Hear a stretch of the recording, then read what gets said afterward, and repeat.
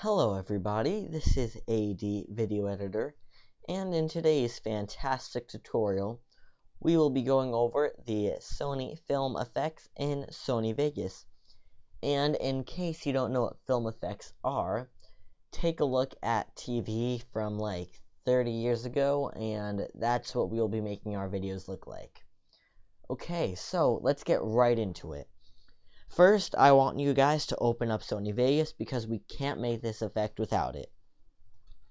And once you have Sony Vegas opened, feel free, and I strongly encourage you, and I urge you, and I'm making you, and I'm forcing you, and I'm telling you guys to put some footage on the timeline because we need something to add the effect to. And once you have your footage on the timeline, go ahead and click the video effects icon in the lower right hand corner of your video track. And once you click that, you're going to get this window. And in this window, go down and find Film Effects and add it by double-clicking it or simply clicking the Add button on the right side where my mouse is here. And once you have that added, click OK. So, once you add it and click OK, this window will pop up. And now the first thing to a film effects is the grain. So of course, grain has its own adjustment. So just so you guys can see how this does, I'm just going to be continuously playing out my video, but I'm going to mute my audio track so this doesn't interfere with my narration of this tutorial. So I'm going to first greatly improve the grain, maybe about 0.679, and click play. And so by default, the grain is all moving around, all animatedly, not really animated, but just moving around and having some action to it. And still, you see if I bring this grain down to 0, there's nothing. If I increase it subtly, you still get that little bit. And I can go like all the way up to huge grain.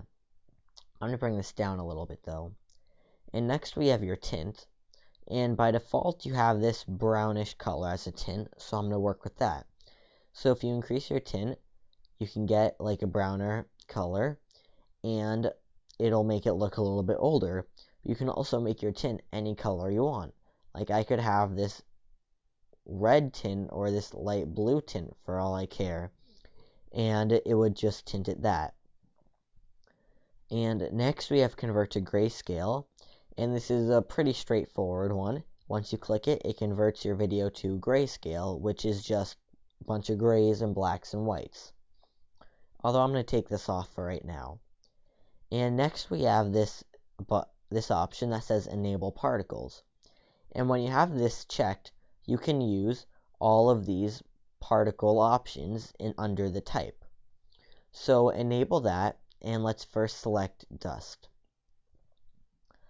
So under the dust, if I make it more, you can begin to see these white specks that'll pop up on the video.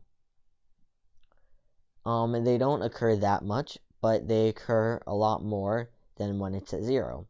So if I bring this up, you can sort of see it. If I bring it down, it's gone. Next, we have flicker. And the flicker will just make your video flicker white and then go back to normal a little bit. So if I start to improve the amount of this, you can sort of see that flicker in there, flickering between a subtle white and the normal colors. But if I were to make this bigger, you can really see how much of a flicker is in there. Or if I bring this all the way up, it is an enormous flicker that you probably don't want. And I'm going to bring this back down for right now because we're going through all these. Then we have this hair. And you notice when we increase the hair, some more white specks pop up similar to the dust.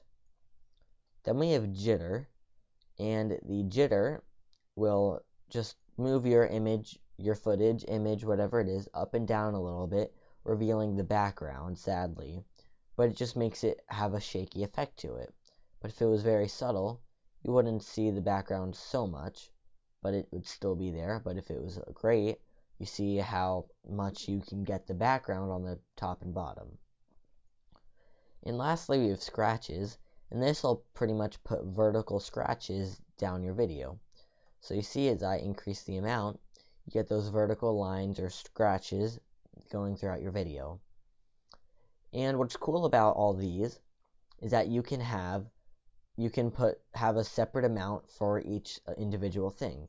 So if I want my scratches to be all the way up like that, then I can go ahead to, let's say, a flicker, which resets back to 0, and I can put a subtle flicker in there.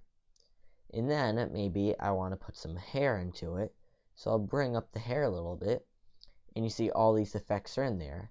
But now if I don't want the scratches as much, I can simply go to my scratches and bring it down without affecting anything else.